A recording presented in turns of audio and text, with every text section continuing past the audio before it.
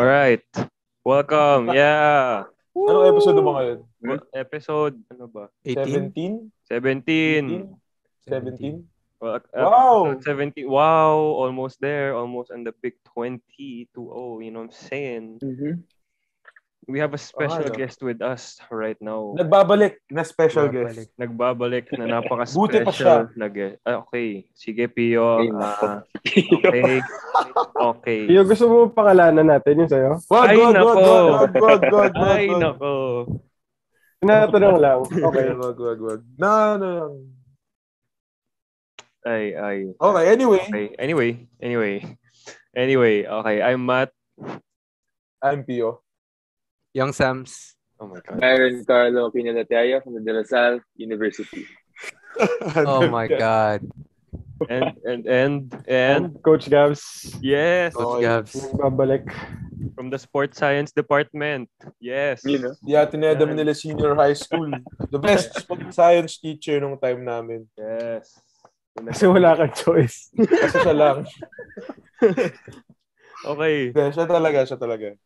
Nag-masters yan sa abroad. Pinagyayabang na. Grabe, oh. Tama na. Not you, coach. Kaklase mo, Pio? Naging kaklase mo? Hindi. Akala mo makakataas to ng sports sci grade ko, pero hindi. Mamaya mo na bulahin. Anyway, Hindi. welcome back to the 17th, if I'm right, 17th episode ng Intangibles Podcast. Today, we're gonna skip the shooting guards kasi yung special guest natin, medyo on the point guard. Picky. On the point guard side siya ng nagpa-prefer. Kasi may mga specific players doon na talagang yun yung best player of all time down. Okay. Anyway, yun nga, top point guards of all time and right now. But before that, Pio is back with the legendary analysis for Back, ano yan? UAAP. Back by popular demand. Oh, sino? Sino nagtanong? Tayo. So, courtside reporter ng podcast na to. Okay. Mr. Beauty. So, Mga tipong, bakit ka ganyan? Yung ba tinasagot mo? Oo, syempre naman. Okay, so alam naman natin, the first round of the UAAP concluded last Saturday. The second round is starting tomorrow, April 12. So, quick first round analysis tayo of every team. So, starting from the bottom to the top. Para madali na lang. Kasi, sa pagdating naman sa top, medyo madali na yung analysis. So, first would be the UE Red Warriors who had a 0-7 standing for the first round.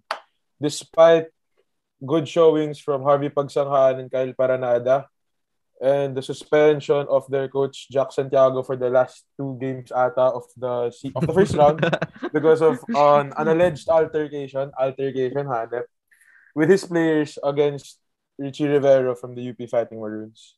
So kinuch sila by assistant coach Jamaic Harin, but yun, 0-7. So tatanungin ko kayo, what can UE do to turn it around in the second round? Maybe even come up with a win. Yun. Sams, ikaw muna. I'll pass it to Byron first. I'll see what he... Byron, go muna. So sa akin naman, yung problem ng UE, when the game is close, pagdating na fourth quarter, din sila nawawala. I mean, they could keep it close naman for the first half, second half, ganyan. Ay, third quarter. Tapos bigla na sila mawawala, siguro mga taranta. And I guess that comes with experience na yan kasi alam ko puro bata din sa UE. Pero may talented din naman sila. So, siguro from the years to come, mag-i-improve sila lalo. Kahit na maging competitive in the years to come. Para sa...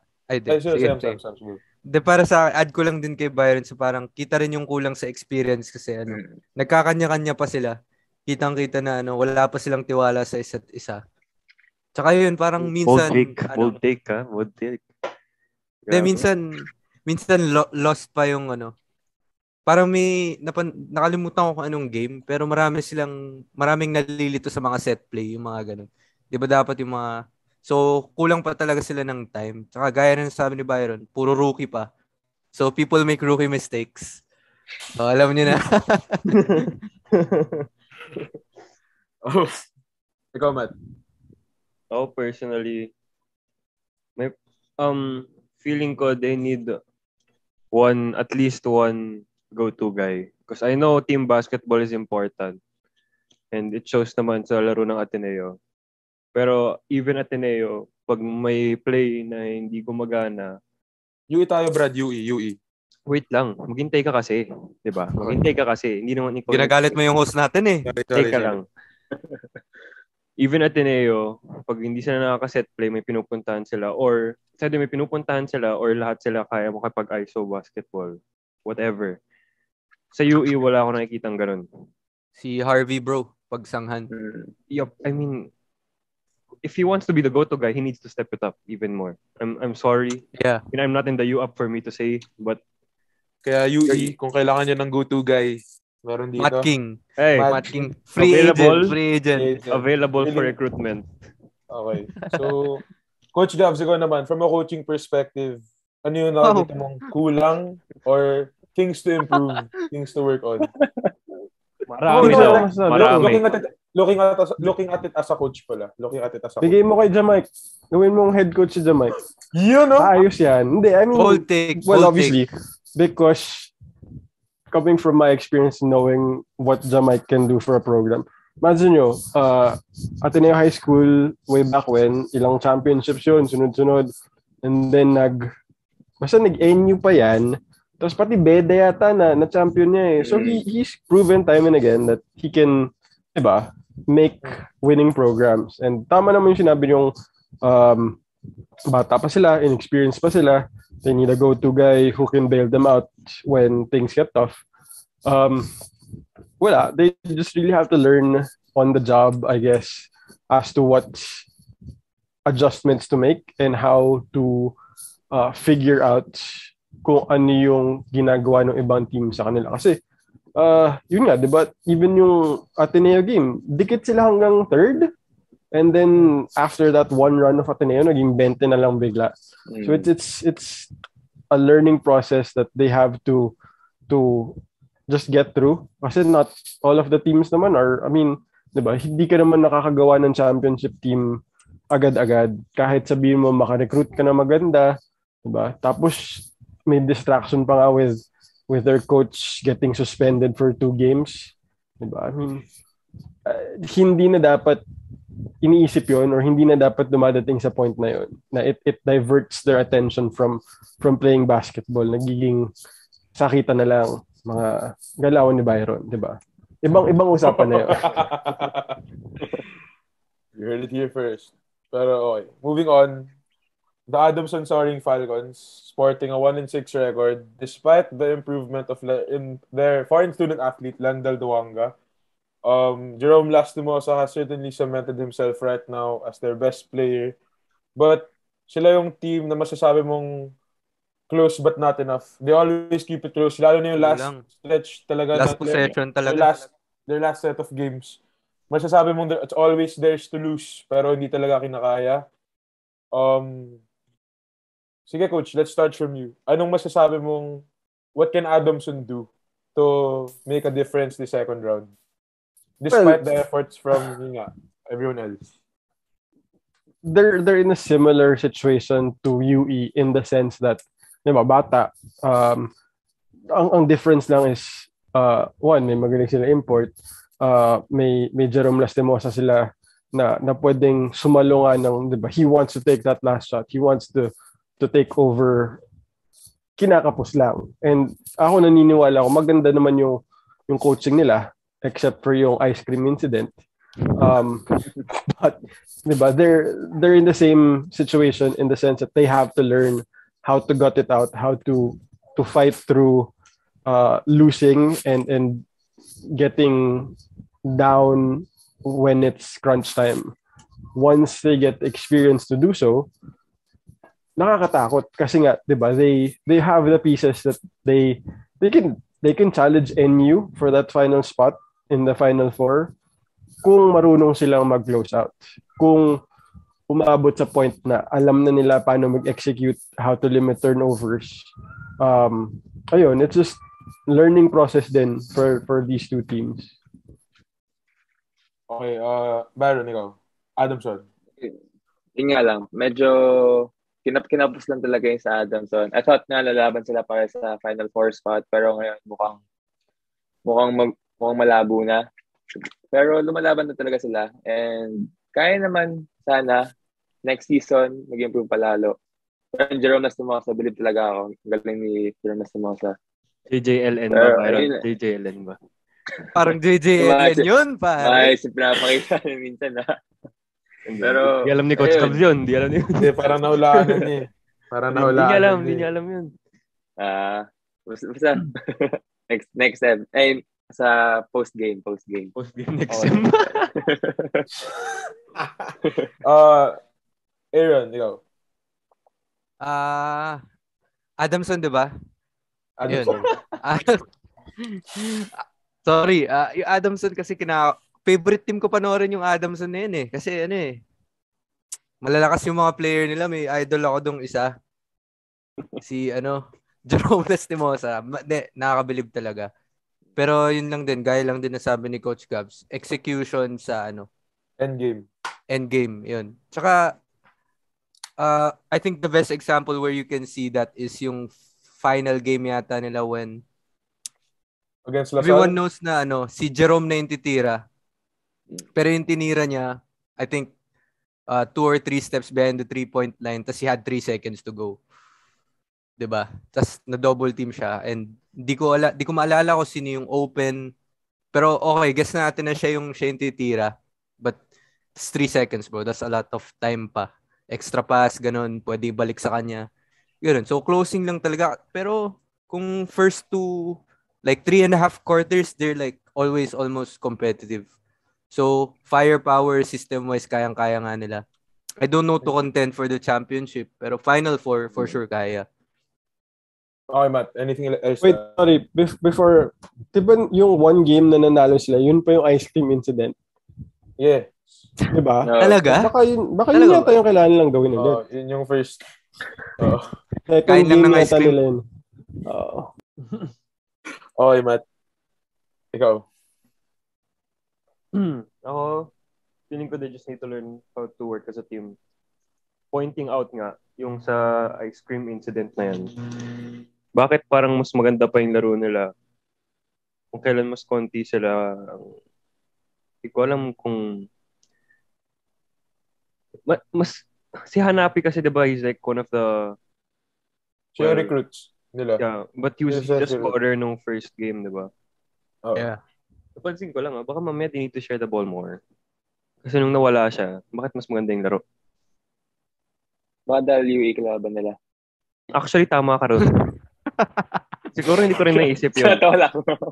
Lala. Okay. Siguro hindi ko rin naisip yun. Pero the fuck na kulang sila tapos nanalo pa rin sila. Yeah. I mean, I know it's UE, no offense to them, pero kaya rin naman manalo ng UE. Ang dating is kulang yung Adamson. So bakit kinaya nila manalo in that kind of fashion even if kulang sila? It's either ganun kalakas yung Adamson ng onte or ganun kahina yung I don't know. It's not for us to say na lang. Either or na lang. Yeah. Middle of the pack, yung first with the 2-5 record, the University of Santo Tomas Growling Tigers. Magaling yung pinapakita ng isa nilang player, namely si Joshua Fontanilla, kung pinapanood niyo yung UE game. UST games. Ibang klase yung ginagawa niya. We have a lot of young guys. Si Jordi Gomez Diliano, Migs Pangalinan, vets like Sherwin Concepcion. So, what do you think UST can do to continue the good things that they did in the first round, coming into the second round? Matt, ikaw naman muna. Well, like I said nung first episode natin talking about UAAP, bright future. They have to, keep their confidence up. Tuloy lang. Yeah, when they're having fun, I mean, kahit sino naman, when you're having fun, you're gonna win more games. Just keep your confidence up. Like yung, kailan niya nag-init si Sherwin? Last 3 or 4 games nag-init siya lahat. Yeah, yung unang laro na nag-init siya, basta whatever. I saw it, na-observe ko lang. Against UE. No, hindi na naman dahil UE kalaban nila. Sinabi ko lang, iba yung pag nakikita mong masaya yung team nyo, iba yung energy binibigay nyo. I mean, sa amin nga lang, nung team namin, nung bago maging whatever it ended, however it ended, masaya kami. Tapos umabot kami sa that type of level. So I think in any team, given any player, if you're having fun, if you have the confidence that you need to, that you can do anything that you want, you can reach the next level. So I'm not saying UST can reach the next level now. I'm hopeful. And hopefully they can prove me wrong. Pero yun nga, just keep your confidence up. Tuloy-tuloy nyo lang yun. Byron, for you. Nagulat ako sa UST. Kasi akala ko, before the start of season 84, akala ko labanan sila ng UE dyan sa bottom. Pero, magaling UST. Like, lumalaban talaga sa mga laro. And, nabilib ako kay Sherwin kasi he's acting like the leader talaga ng team. Yeah. Na when he's going, nakakahawa sa buong team. And that's something that parang bright spot for UST din. Na engage sila as a team. So, yun, that's what I like from UST also. Magaling din yung si Cabanyero. Yun. Yes, si Cabanyero. Lakas. Si Cabanyero. Okay, Coach Lakas. Gabs, ikaw. Well, yun nga, you'd notice that the bottom three teams, for whatever reason, may issue sila with the coaching, di ba? Whether it's sinasabing saktan yung player ng kabilang team, binabangko dahil nag-ice cream, or, di ba, the whole issue with USD sa bubble nila before or during the pandemic. So, hindi mo din sila ma-count out in the sense that baka that plays into it. Kasi yun nga, nabanggit nyo na. Malakas, may piyesa sila. Concepcion, Cabanyero, Manalang, Pangilinan. Hindi yung Sino Pangilinan natin. Wag yun. Wala pa yun. Fontanilla. Diba? Even, andyan pa ba si Ando? Andyan pa ba yung Ando? I think. Oh, so diba? They have a solid group of players. It's just baka minamalas, baka may tweaks here and there with their game plan that they can focus on. Kasi again, they can compete. It's just a matter of finishing the games. Kasi again, not to point out Ateneo, but because they were able to put up a good fight for the first so many minutes, diba? The potential is there. It's just a matter of getting it all together and again, I mean, as paulit-ulit sinasabi, experience, 'di ba? Kasi baka naninibago pa sila na they're actually playing na UAAP basketball. So yun, it's feeling ko they'll do much better in the second round than they did in the first. Coach, ano masasabi mo dun sa na-mention mo na, masasabi mo dun sa Pangilinan natin? Ay, yung pie? Nako, nakawopya lang yata tayo ng homework eh. Hayo! Hindi, pero sana, di ba? Sana makita natin si Pai. Obviously, we want to see him spread his wings and fly as a growling tiger. Guys, yung Rafael yung sinasabi ni Coach. Yung Rafael. Oh, yung Rafael. Yung mix magaling talaga eh. So, ano sinasabi mo kay Rafael? Ano sinasabi mo kay Rafael? Unproven pa si Rafael kasi hindi pa siya nakakalaro. Nakakatawa yun eh. May isang game, I think one of the first few games, may IG story si Pai. Tiniritan ko naman, "Hoy, ba't hindi ka pinapalaro?" Tapos, dapat sabihin mo coach mo. Nag-reply si Pai, "Oo nga coach eh, sinabi ko kaso pinasok si kuya." So, diba? I know he's working hard and then may potential yung bata natin eh. So hopefully he gets to show it in the second round. Sayang din naman. Okay. So habang si Samson din ka na ba?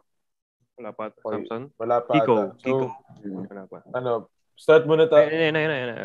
Yo, sorry. Ano masasabi mo? Last word on UST. They're one of my favorite teams to watch kasi sobrang grit and grind din yung game nila lahat.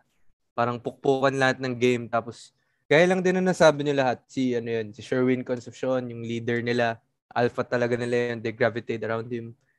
So yun, the energy is contagious. Kitang-kita mo na they enjoy each other's company. Yun. Okay, so Cut Moving muna. forward, 3-2-1. Okay. So, going back to the last team of yung mga hindi umabot sa Final Four. Sorry na lang. But, the FU Tamaraws, maraming nagsabing medyo underwhelming yung pinakita nila. 3 and 4 start. Wait lang, Pia. Sorry. Guys, wait lang. If you're wondering where Samson is, he will be back. Baka lang biglaan nakita nyo, 4 na lang kami. Oo. Yun. Okay, But, go.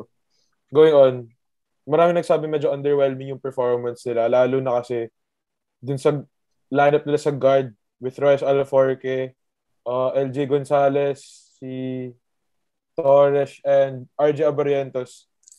Kahit nasamahan mo pa si Cholo Anunuevo, kahit na injured siya ngayon, underwhelming quote-unquote 3 and 4 start. So, Byron, ano masasabi mo? What can FU improve on to take that one step to the Final Four? Sa akin, I know magaling yung mga guards nila, pero I feel na dapat mas involved yung foreign student. Hindi ko alam yung pangalan mismo. Pero yung foreign student nila, dapat mas involved sa offense. Kasi ang laki na, maganda yung presence niya inside. Tapos, tira sa labas. Although, shooter talaga FU, grabe yung percentage nila sa threes. Mas tingin ko lang na mas gagaling yung game nila if more on inside to outside yung game nila instead of outside to inside. Okay. Matt.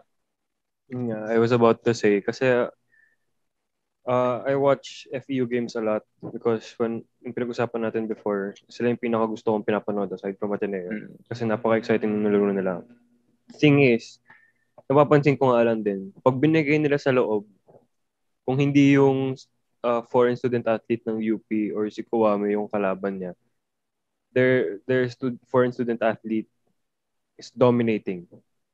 Kahit nung si Kuwame kalaban. Actually, kahit nung si Kuwame kalaban niya, he was dominating the boards. Kayang-kaya niyang mamangga ng parang walang tao sa harap niya. As in, madaling ibigay na lang sa kanya for offense.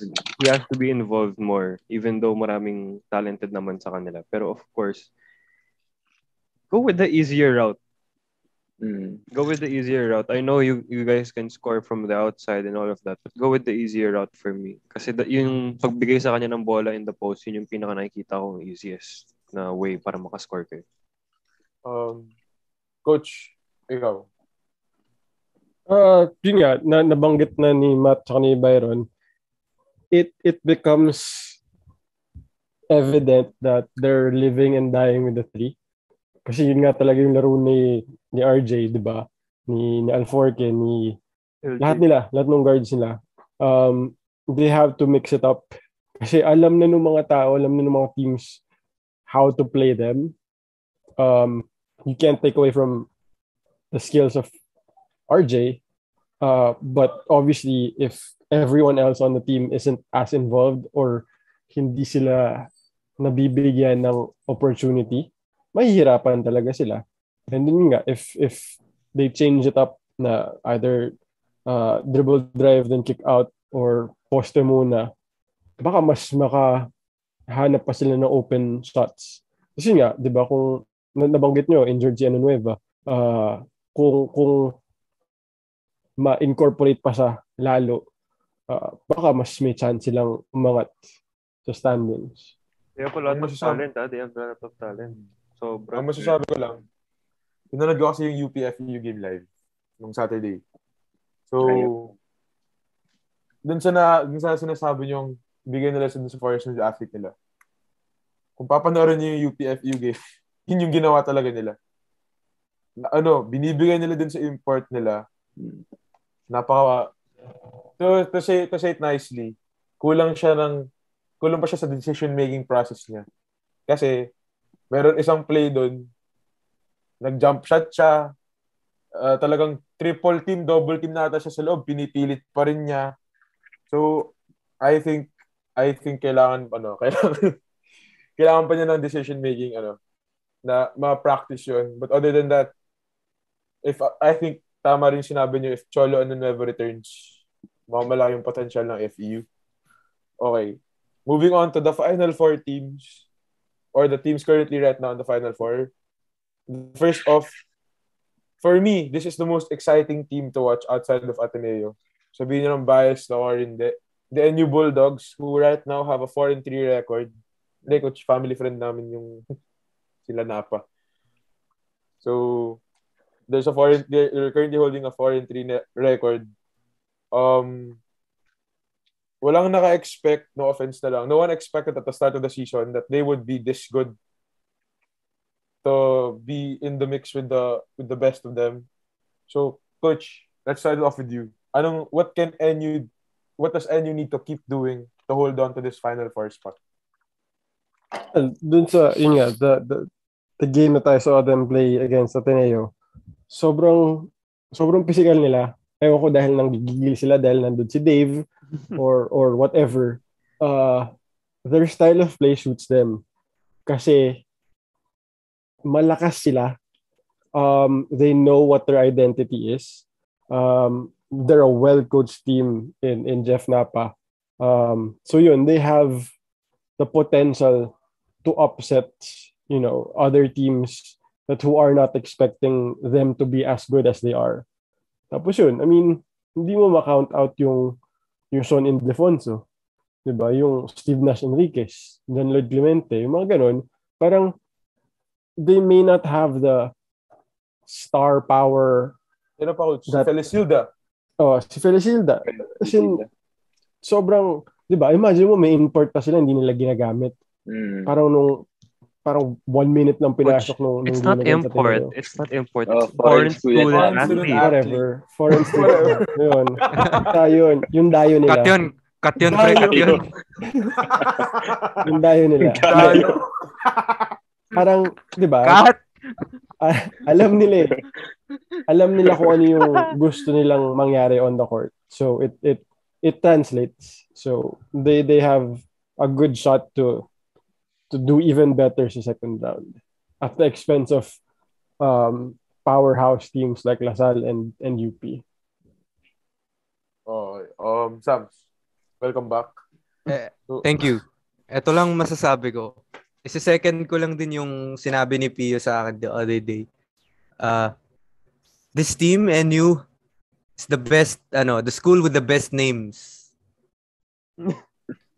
Bakit, Pio? Bakit? Steve Nash Enriquez, John Lloyd Clemente. Yeah. Yung mga best names.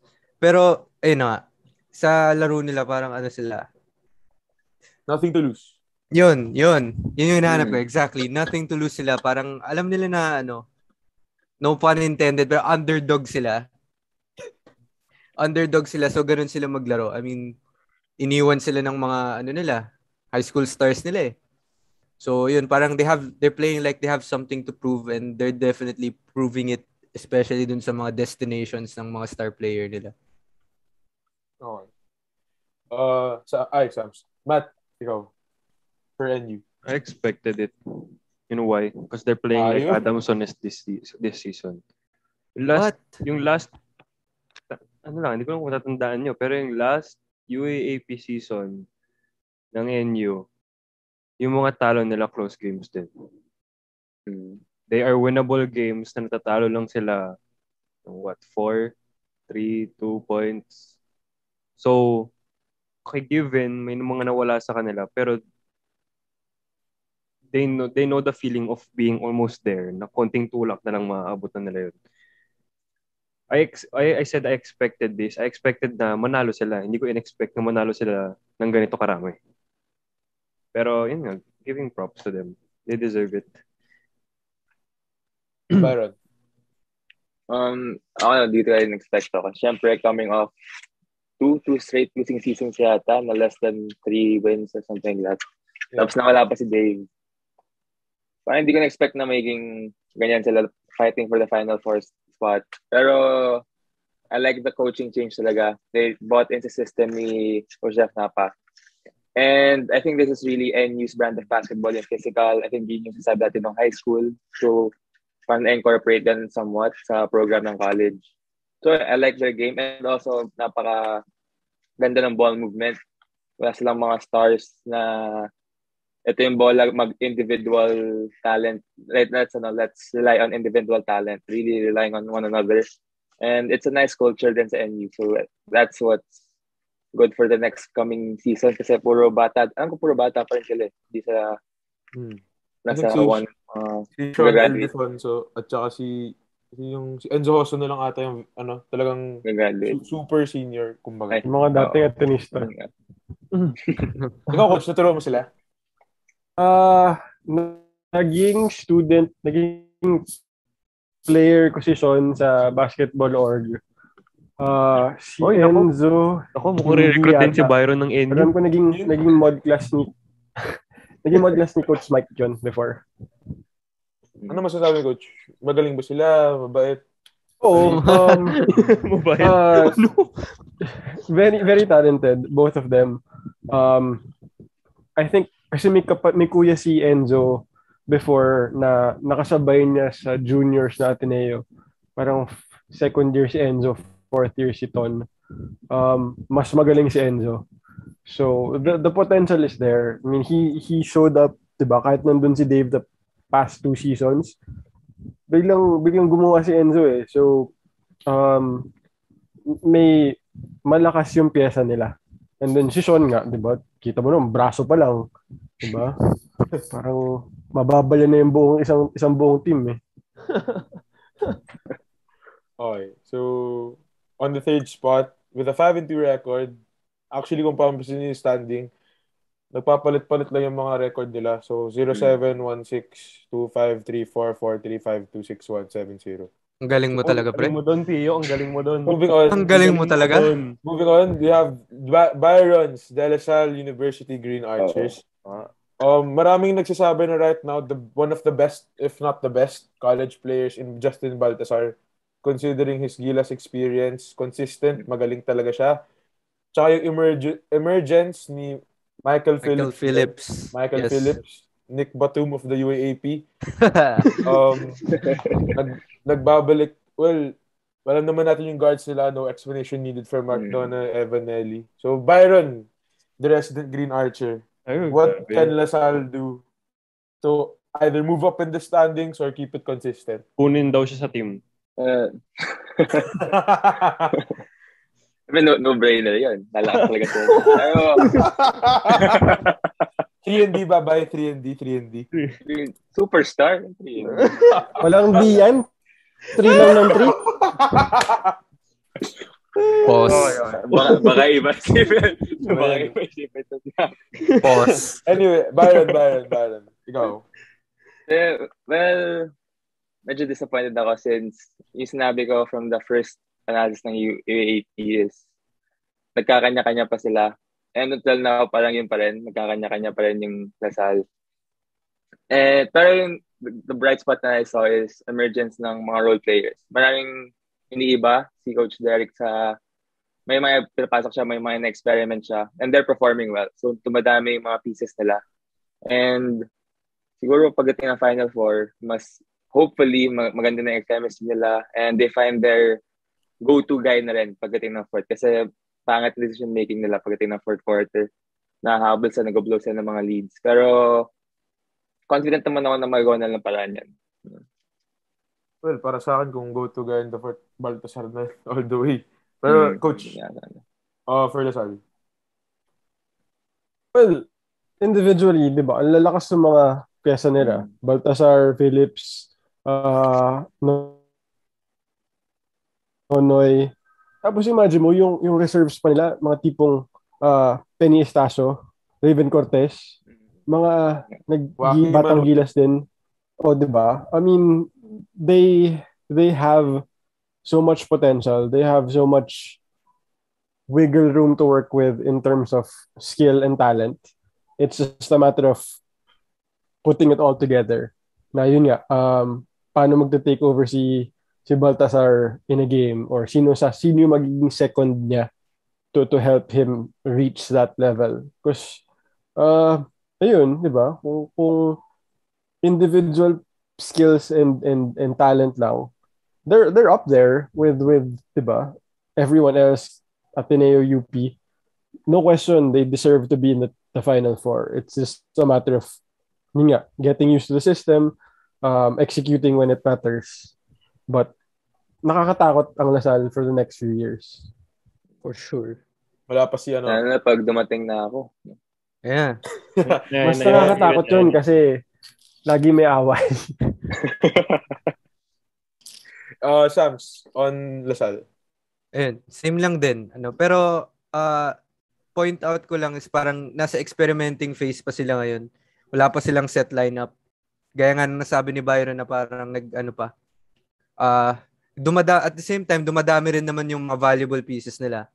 Pero on the other side, di pa determine kung sino yung gagamitin sa crunch time. So ayun din, ang dami lang players na capable mag-take over. Nandiyan si Nanelli, si Nonoy, syempre. Kasi may Baltazar ka pa. Pero the one good thing I see about the composition of that team is si Michael Phillips talaga. Kasi kahit sino tumira sa kanila, napaka-confident nilang alam nilang may lalaban para sa rebound. So, ayun. Parang ako yun Ayun. Parang ikaw. Joke lang. Hindi napapagod yung tao. Hindi napapagod. Grabe hustle. Yung Ateneo game, pag ganun-ganun siya. Solar boy. Diba? Interesting pa yun. Tomorrow rivalry game. Tomorrow meaning Tuesday, April 12. Matt, last say, Lasal. They're playing still how I expected them to. Hayop. Dami expectations na matataas expectations sa mga teams. Dami expectations na nandito. Anyway. Pero kasi nag-disappoint lang ako na natalo sila sa UP. Given na Richie already scored none and you still lost. Well, UP had their young guys scoring a lot, pero yun nga, there's the star player of the other team scored 0 and you still lost.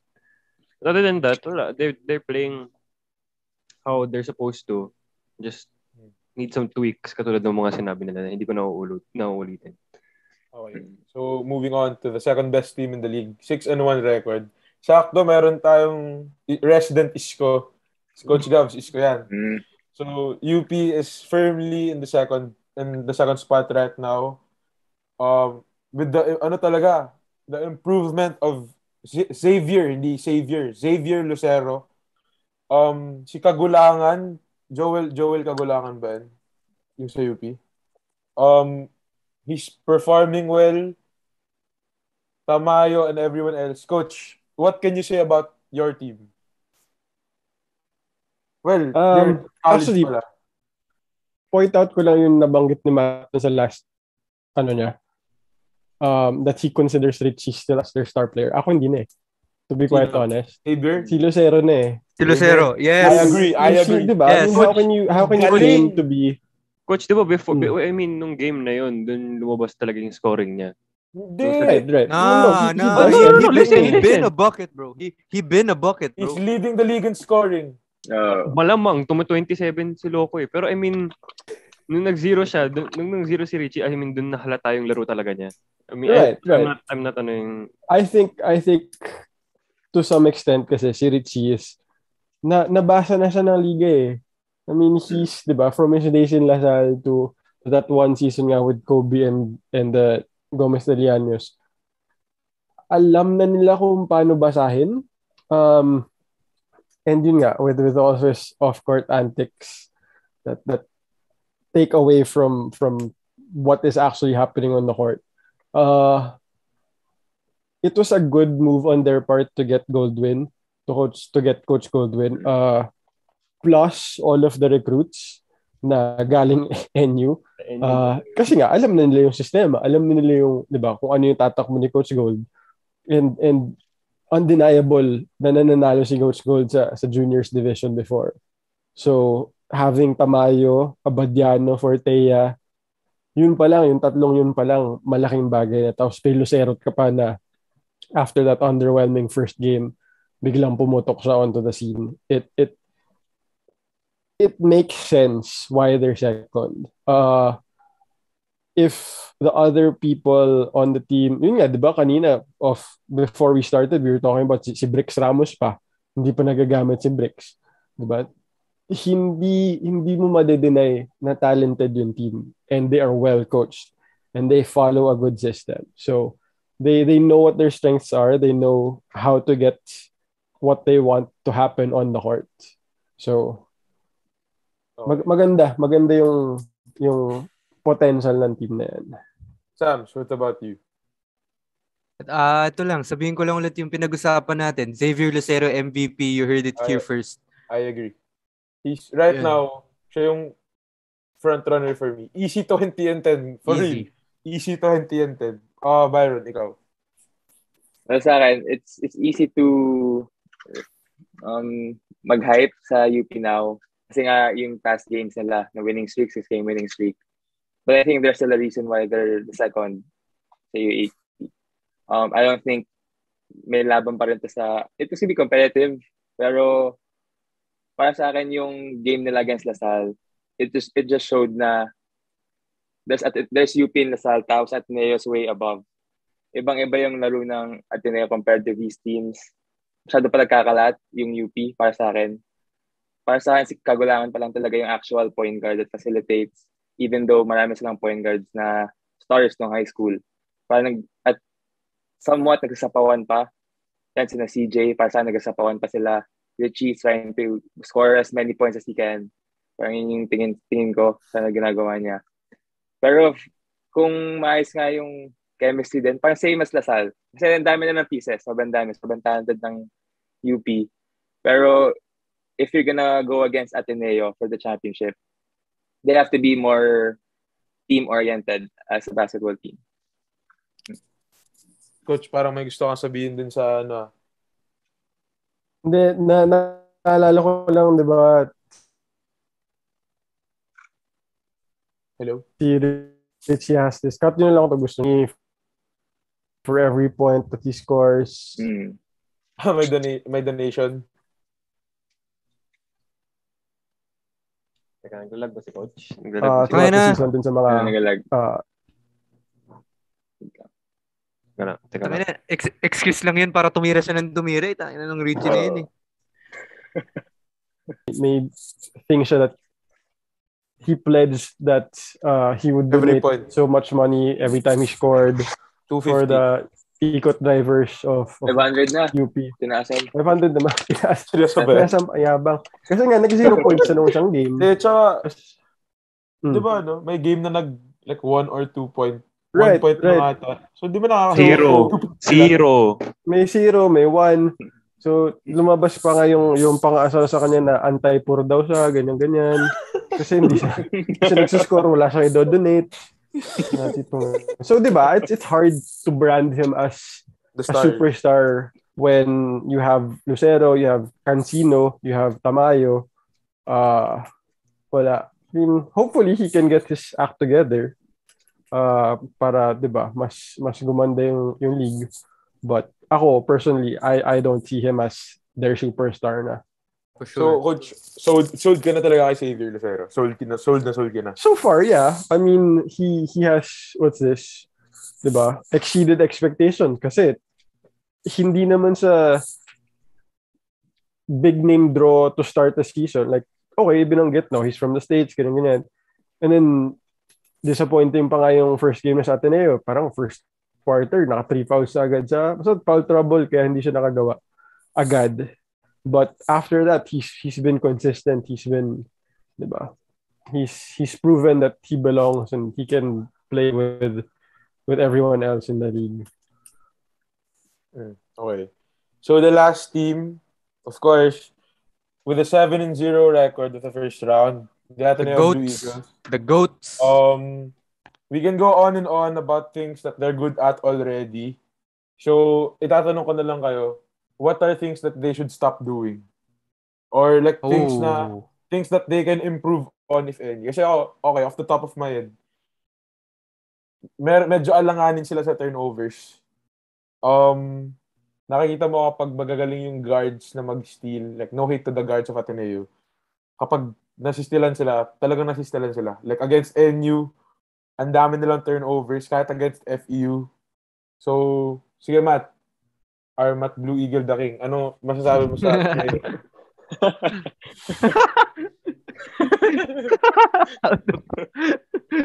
Sira ulo. Matt, ikaw. Kasi, things to improve on. Improve on?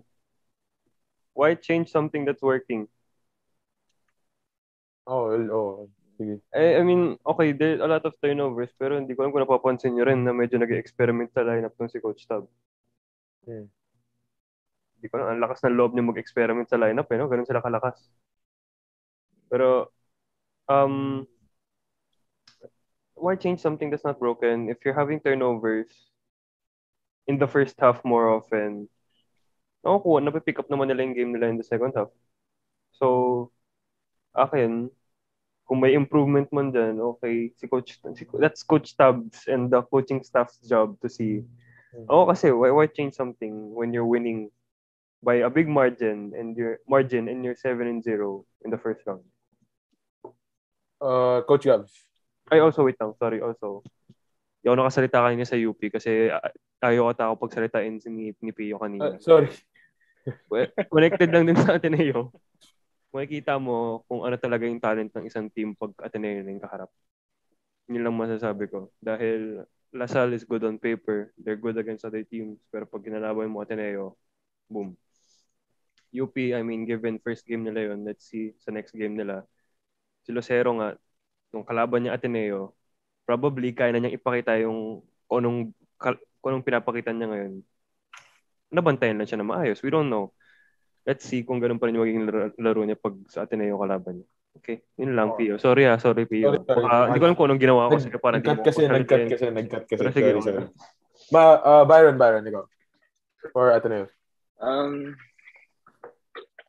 Wala, that's the team to beat eh. Parang ibang-iba talaga yung level. Boring daw eh. Sabi ni Byron boring. Ayaw talaga that lang. Sobrang parang hindi na fair eh. Parang dapat ilagay talaga sa ibang sa pro level na. EBA na ba? Sa to lang. Dapat ka ng CBA na yan. Pero wala, nothing to change. Siguro work on para development ng mga players, ng team as a whole. Pero kung para sa anong pang kailangan i-improve para matalo yung mga wala na. Okay na yan. Kaya nila yan. Last for Ateneo, Samson. Yun, wala. Wala. So, easy 16-0 for you. Easy. Unless Leuterio scores, Leuterio, Rivero, and Cancino performs the way that they should. Walang easy 16-0. Easy. Alright. So, Coach Gabs, no. Coach Gabs, Skip. Pio, okay ka ba, Pio? Pio, okay ka? Sorry. My bad. Hindi, nagsalita na si Coach Gabs eh. Di ba? Coach Gabs, ikaw wala. Last. My bad. Alit ka yata, bro eh. Mahirap magano ngayon. Mahirap. Sorry. Yun nga. I mean, obviously, di ba, they're stamping their class on everyone. But if we were to nitpick on the things nga, turnovers, hindi sila ready for physicality, as seen in like NU game, meron pa rin parang, it seems to me that may passive side sila in the sense that nakakadikit yung teams to a certain point and then they switch it on and then bigla sila arangkada or diba, there's a crucial turning point, a single play that turns the whole game around, saka sila babanat ng 20 points or lalaman ng 20. Sila yung team na, okay guys, seryoso na. Parang ganoon. I mean, because nga they're so hyped to win it all, to go 16-0, whatever, diba? Having even at the start of the season na nung akala ng mga tao wala si Ange, people were still saying Ateneo is the team to beat. And to have all of these pieces, diba? Ang ganda ng nilalaro ni Josh. You have Tyler off the bench. You have Dave coming back into form. It becomes, sino bang papatay sa atin today? Sino bang gagawa para sa atin today?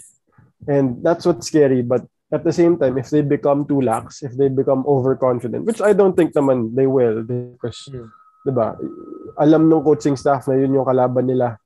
Yung biggest opponent nila will be themselves rather than, diba? I mean, yes, kung si Leuterio, kung si Tamayo, Cancino will be themselves playing their best against us.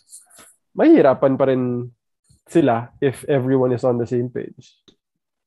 Okay. So, wait lang bago mag... Yun yung dahilan kung bakit hindi tayo yung coach. Si coach, ang dami niya sinabi, di ba? Gavs. Tayo, puro ano lang eh. So, lahat nakapagsalita na, right? Lahat, ito na yun. Okay.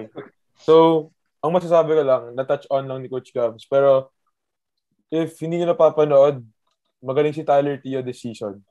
Like, he's been there since the first championship ata, season 80. Ngayon, off the bench, twice na siya atang nag-player of the game. 20 points siya last game against UST. So, for a backup point guard, ibang klase na siya. So, moving on to the real topic today, which is the top 10 point guards in the NBA. Kinonect na naman ni Pio. Both all time and right now. Galing mo. Kinonect mo na naman. Ang galing mo talaga. All time and right now. So, Matt, take it away. Okay, so fine. We on the low, be quiet, letting it go.